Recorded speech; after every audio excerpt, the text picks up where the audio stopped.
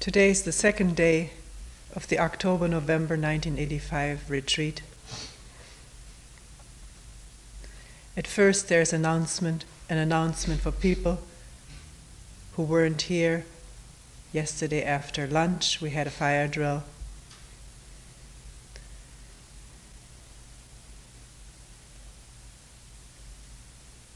So that one doesn't still wait for it to happen and keep shoes and socks on all the time.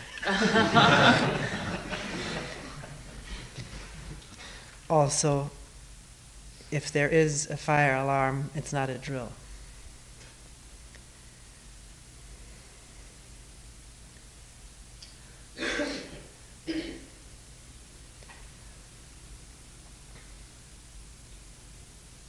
Having said what was said yesterday about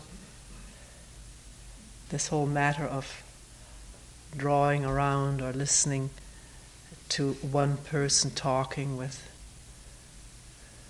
a mic on the floor and a mic hanging from the ceiling, this person said, it's an undeniable fact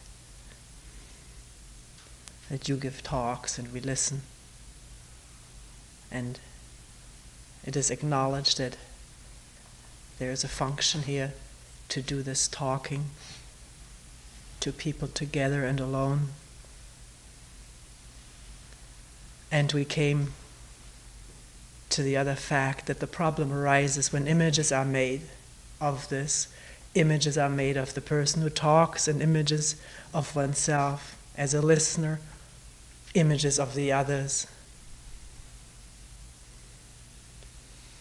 If that danger is seen, can one listen without images? They come up quickly. They haven't ever been done in once and for all. They come up very quickly in many disguises. But yet, is it possible to listen without an image of me and you and them and us?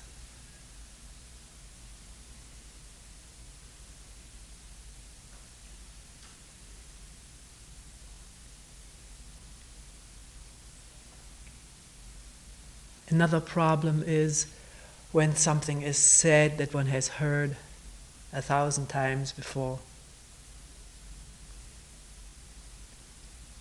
What happens in the brain at that moment? Does the thought, I've heard this so many times before, evoke memories of the words, and then one is listening to that, and the listening is not open and free from this memory? Because what is important is not just to listen to the words, but this openness.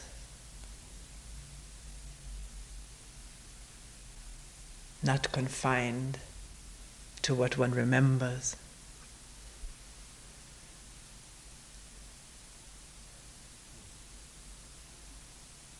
But to see what's actually happening now, regardless of what happened yesterday or years and years ago.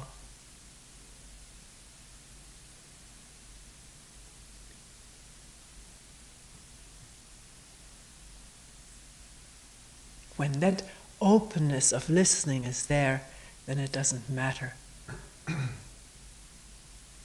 whether words are indeed the same.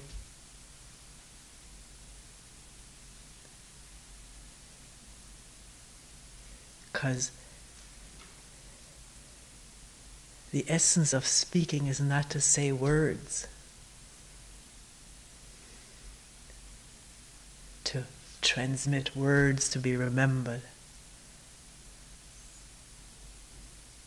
but to see something together without this partition of mine and yours.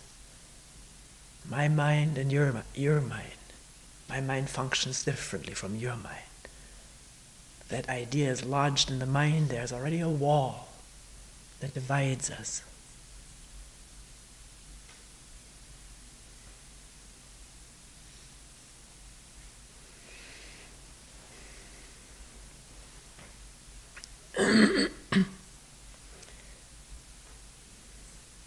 several questions were brought up with regard to what was said yesterday about attention, and I will discuss it here. We can all share this, look at it together. One person said, and I want to say at the beginning of this retreat that when I'm rephrasing what somebody said, it is never an exact quote. I don't have that kind of a memory. And it may even be rephrased to be more universally applicable to what goes on. So please don't feel misquoted or misunderstood. Just because what is said about what was said isn't quite exactly the same.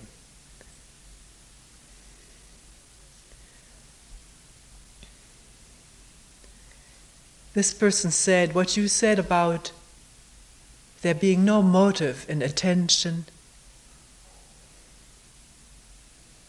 I looked at that and realized, said the person, that on coming here, I definitely had a motive. Not just coming to this retreat here, but coming to work here. There was a motive of wanting to see clearly for myself. And in observing the work that I was doing, there was definitely an image of myself being a worker and doing this. There was a split, me and that. What kind of a worker I was and what kind of a worker I would like to be in relationship to other workers. All this stuff that goes on in the mind and affects so deeply our relationship with each other. And then at one point this person said there was just the work. And this division was just not there. And at that moment, truly there was no motive. There was no wanting to be this or that. There was no division. There was just attention of what was actually happening. Right here and now. But if that motive hadn't been there, I wouldn't have come here, and this may not have happened.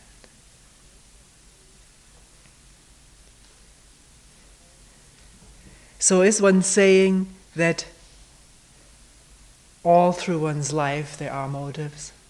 If one looks back or if one looks now and is not afraid of discovering motives, one has put aside ideals of oneself as being a motiveless person. And one has put aside the fear of finding selfish motives. One has put aside the feeling, why dig for motives? Motives are not essential in this work. One can forget about them. If none of this is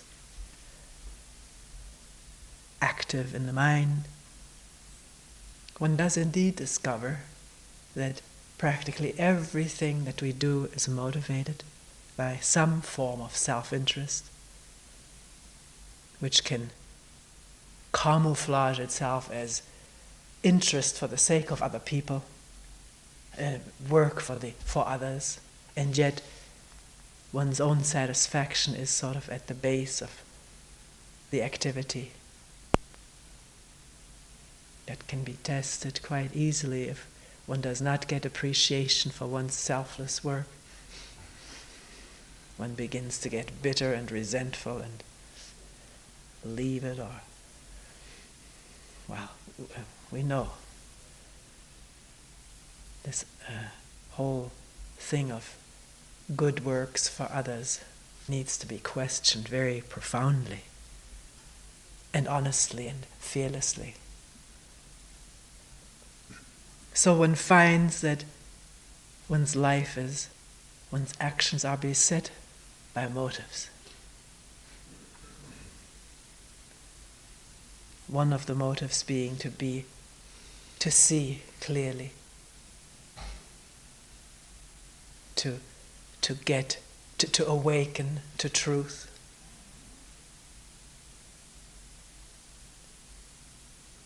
And let us say there is this instant of no time when there is no division. This clarity in which there is no me, no motive, no you, us and them.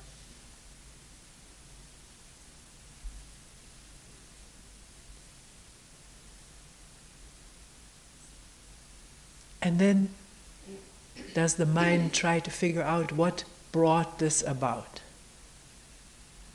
What was the cause of that? Because if I can nail the cause, find it, then I can devote myself to this cause and bring this thing about again, which is what is happening.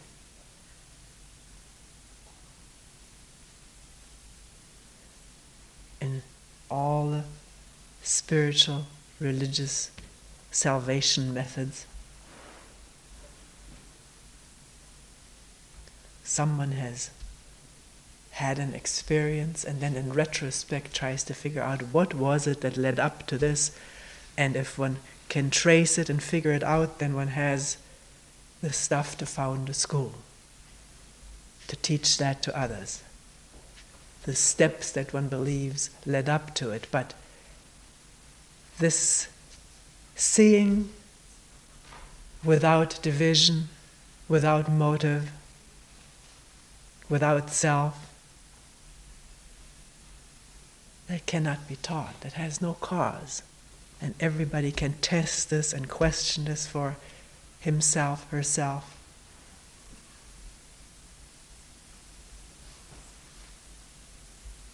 Has no cause.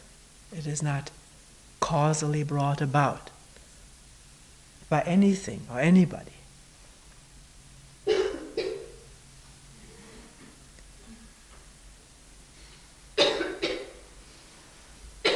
And yet, to question what it is that brings about our division, our endless strifes and sorrows in oneself, among each other, to seriously question it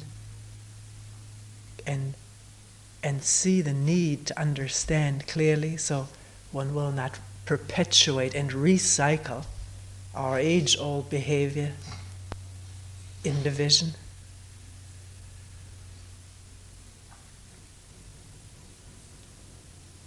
In such questioning, serious questioning and observing, attention happens.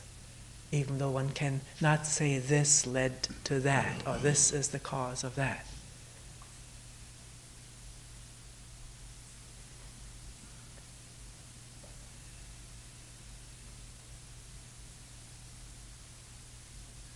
To discover a selfish motive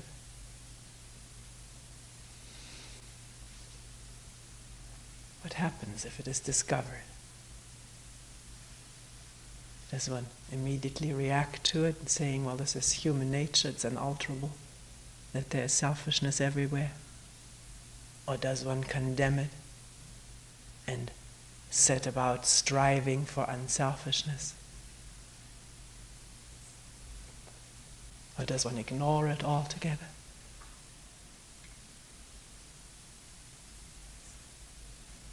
Or was it really seen without any comment for or against it? Seen and understood.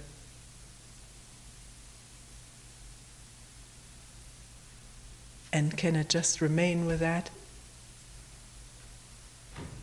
Or does one become somebody who has seen something, a new image growing up about one's newly found capacity? The moment one sees oneself as a seer, there is no seeing. Or, then I shouldn't use that word. One thinks of oneself or imagines oneself. as that. The seeing is finished. Because seeing is without the image of a seer.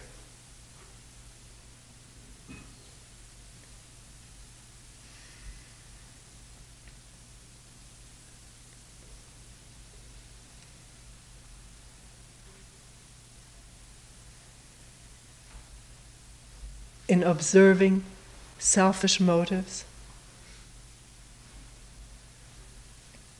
does it bring about a despair in the mind?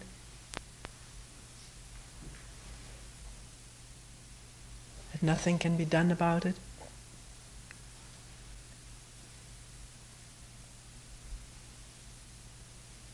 Maybe it's true that nothing can be done about it.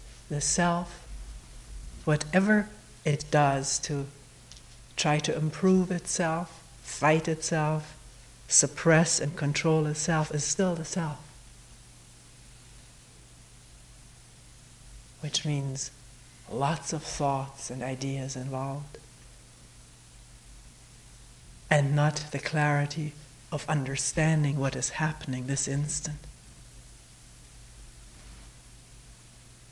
As the self wants to get rid of its selfish motivations, that this is all a cerebral thinking process with its associated feelings and emotions.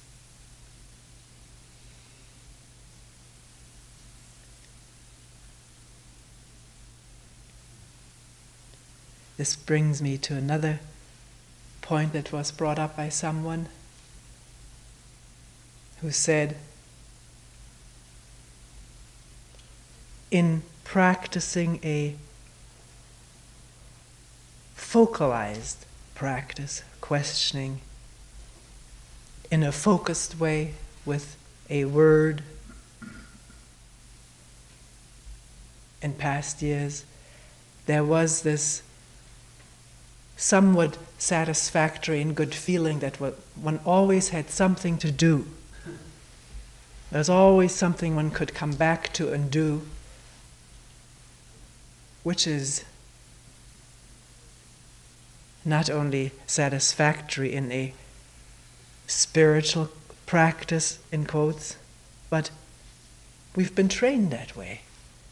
Doing something, throwing oneself into a job is usually regarded as very laudable.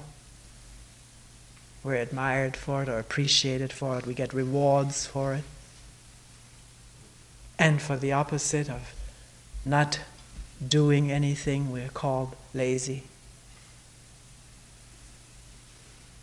We're being nagged. We've been nagged about this since we were little children. Do something useful. Parents feel much relieved if their children do something useful, like coloring a coloring book. Keeps them out of trouble, is what we say. So a child learns that to do something which is also evident to the parents or the teachers or the employer, which is noticeable, gives one a secure place in this world, in which one is not only not nagged, but approved of, and one gets rewards, more pay, or more recommendations. So one carries this without any intention or particular awareness right into something that is called a spiritual practice. Doing something. And when suddenly somebody points this out, and says, attention is without any focus, it throws one into a near panic. What am I going to do then? If there's no focus, if there's no goal, if there's no motive. And a few people mentioned this chaotic feeling, this chaotic, confused feeling of where do I start attending? It sounds funny, but this is how the mind has been conditioned to operate. And we function in that conditioning and take it to be something true and absolute.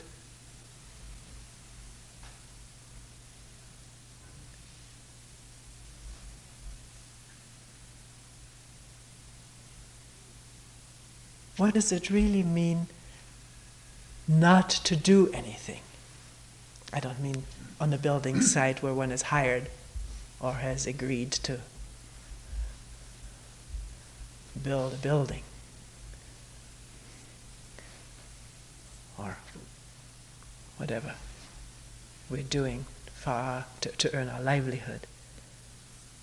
I mean right here in this work. What does it really mean not to do anything?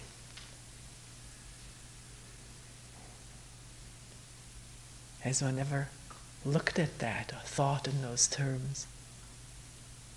And also seen that no matter what one does, it's always motivated to get someplace or to be doing something. And yet, with that, one just recycles one's conditioning, expecting rewards, comparing success and failure, investing oneself in progress, which if it doesn't come, then there's disappointment, frustration. One knows the whole trip. If one realizes that there's nothing that the me can do to get out of the me, and anything that is done by the self, the me, the I, is more of the same, reinforces that pattern, either through good feelings or through bad feelings, then what does it mean to do nothing?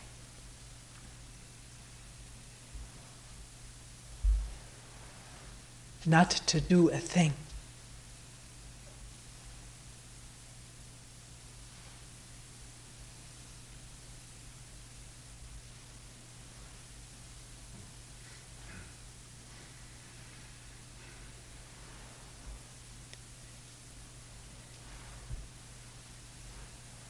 It means, doesn't it, that there has to be very subtle, fine attention to all the attempts to do and to see them as futile, circular,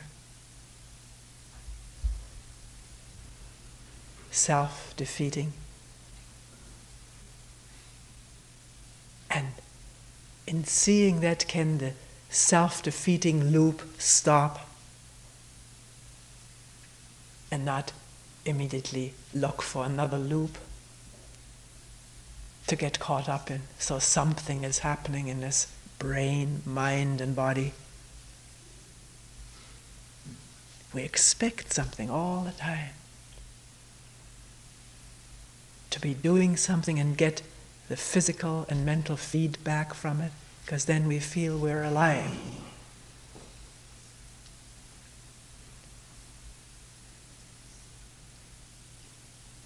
Which is a conditioned pattern we've grown up with, lived with all our life.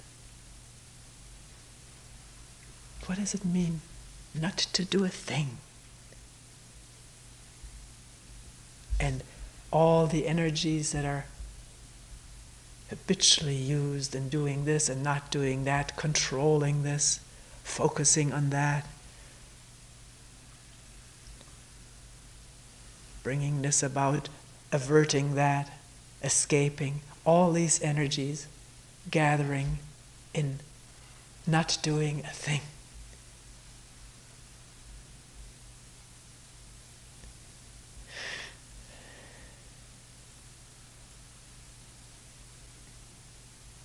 Attention, awareness, is energy.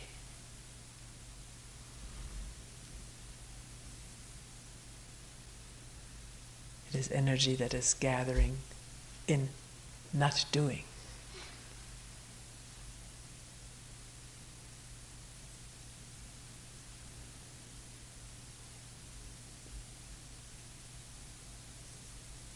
and just attending, listening, and being whatever happens to go on, inside or out.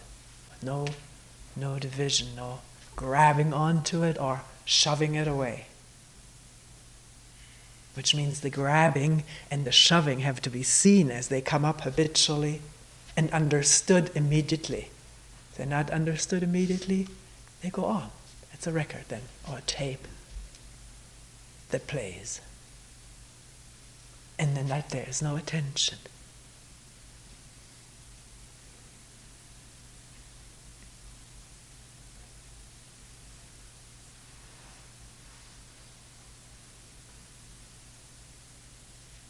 Very similar to what we've just talked about is this whole question brought up by one person. Said something like this: you were talking about listening to the breath and the wind and the plastic flapping and the flies buzzing all at the same time. That, for me, says the person, seems to set up a new ideal state. That as I hear about it, I see I can't do it and then I want that. This is what happens to the mind, to see that as it happens and wonder about it, not just go after it. And it's good to bring it up in a meeting so we can take it all apart and start from scratch. How does one listen to the breathing?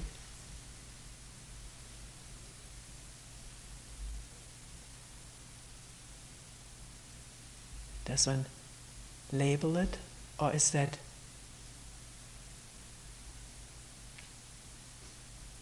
unnecessary? It may be so automatic, but one becomes aware of the automaticness of labeling and really sees it. Then one can wonder, can I be listening to this without knowing what it is? Because the word, just calling it breathing, does not bring us any closer to what it is, to a closer understanding.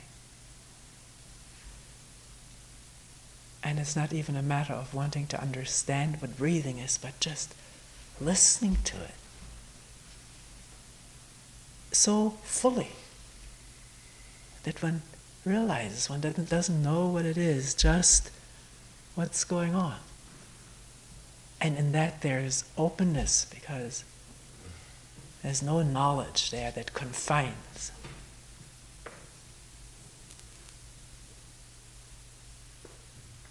And in that openness of listening, aren't there all kinds of sounds? The moment one labels one of them, like the flies buzzing at the window, the mind lives immediately in memory of what flies look like, how they buzz around the window, and then a reaction, very likely. I don't like these flies buzzing there. I wish they'd do something about it. Or one may react to one's reaction and say, how lovely that we have some wildlife.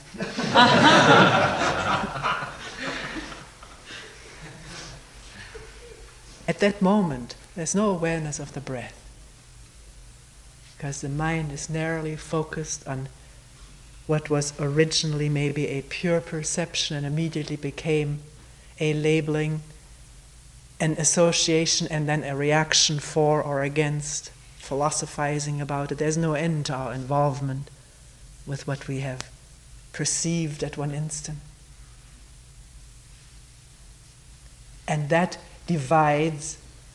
clearly divides the field of perception into this and this and this.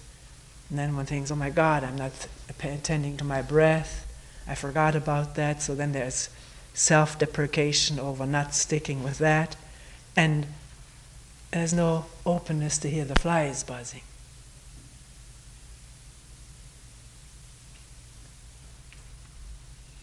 So, is it possible, one can ask, in all innocence, to listen to whatever goes on without knowing any of it, which means the brain, or whatever part of the brain is engaged in interpretation, association, and reaction, to relax. To realize that all its knowing is out of place at this moment. It only divides and aggravates.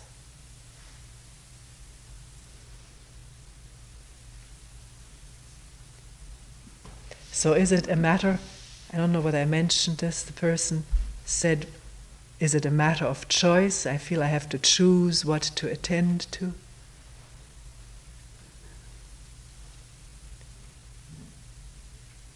If one chooses to attend to this rather than that, there's already division, isn't there? Because who is the chooser?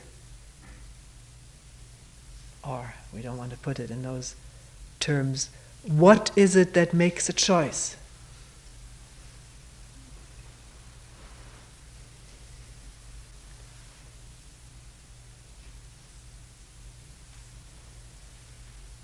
I should attend to the breathing.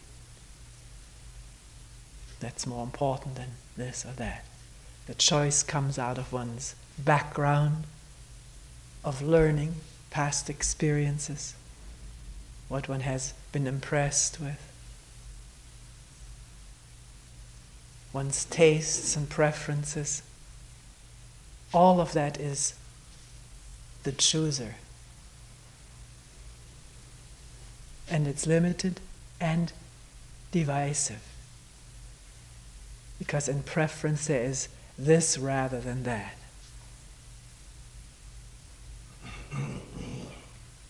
So is it possible one can ask innocently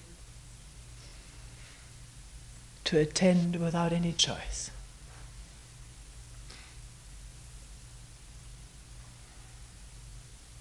Choices that come up, preferences that come up, to see them and understand their divisive nature. To see it. It's been like this all one's life. To see it and not fall for that and listen again without any preference to whether the flies are buzzing or an anger comes up or frustration. To listen to that without choice or preference, simply because it's there.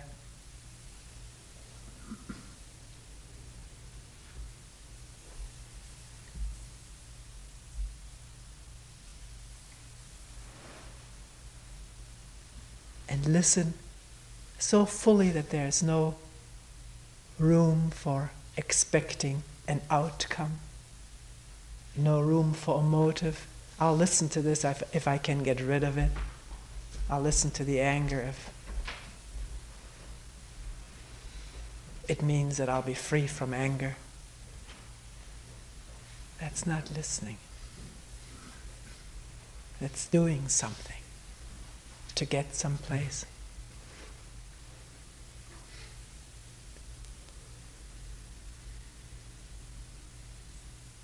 You may say, well, shouldn't we get someplace?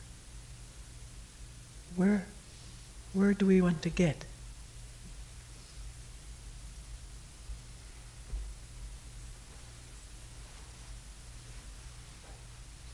The whole concept of getting someplace is also deeply engraved in the memory bank in the brain.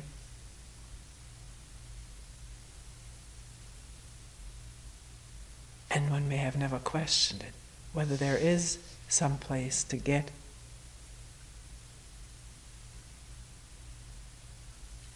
Whether there is any direction in which to go.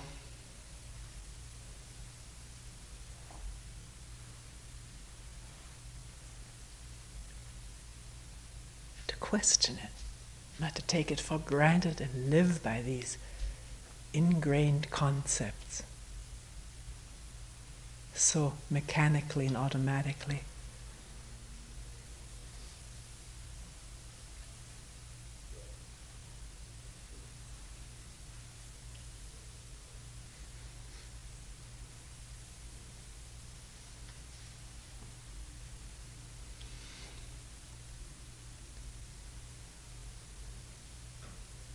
There's this very often quoted dialogue that happened in ancient China between a seeker and a teacher.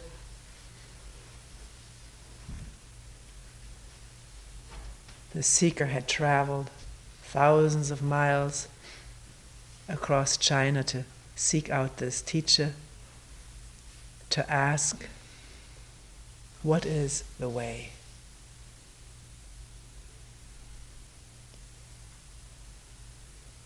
And the word way, which is so I'm told, a literal translation of the Chinese word Tao, that Chinese word also meant a passageway from here through this to there.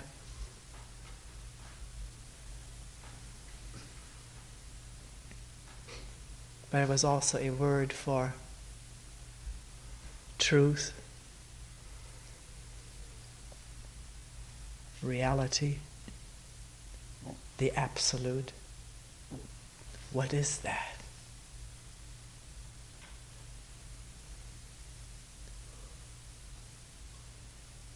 And the answer was, ordinary mind is the way.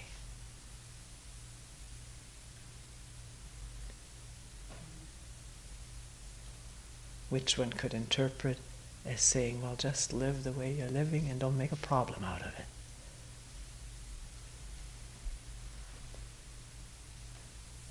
Often this is interpreted this way.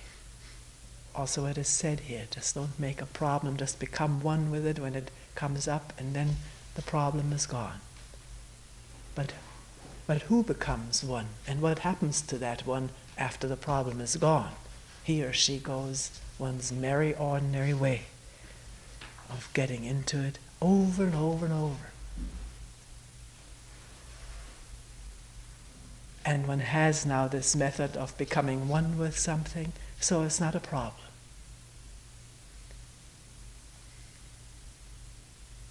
So what is this ordinary mind that is the way? Ordinary and order have a common source, the word order. A mind that is in order, meaning a mind that is not divided or divisive, not dominated by self-centeredness.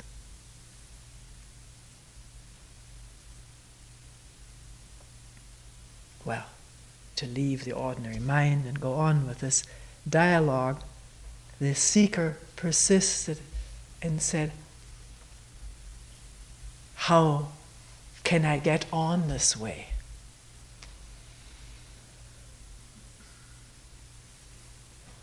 And the response was, the more you want to get on to it, the more it gets away.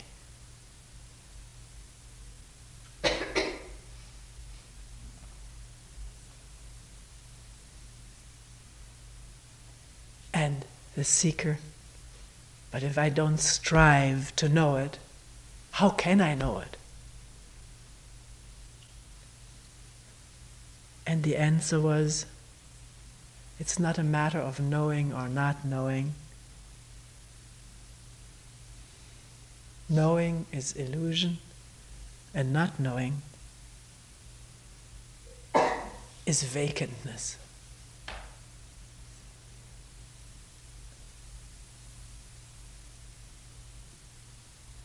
If one comes upon this mind of no limits, it's like fathomless space. So how could there be right or wrong in it?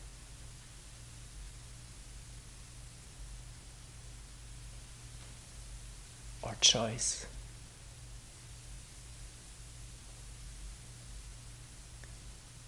The more you strive to get it, the more it gets away from you.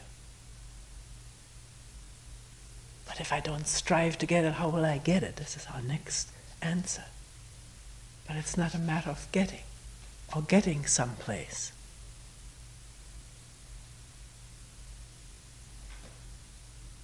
It's not knowledge based on anything known or registered in the past.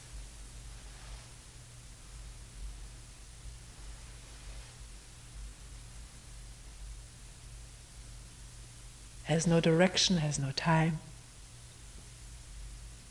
Time and direction all being the product of our conditioned thinking. I have to go someplace. I have to use my time to get someplace in this lifetime. People say this. What if at the end of my life I'm not enlightened yet? And worrying then about the end of one's life, which means the worry takes the place of looking what is here now, and seeing that without any obstruction.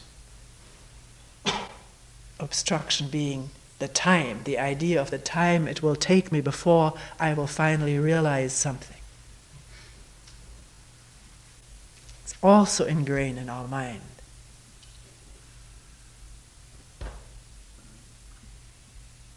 Is it possible to put all of that aside, be free of it, and start attending without knowing?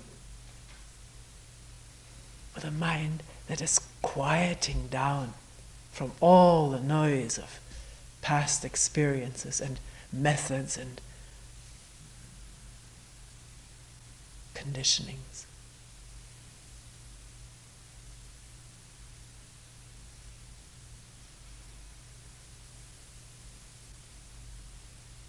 Question quietly and listen quietly without knowing.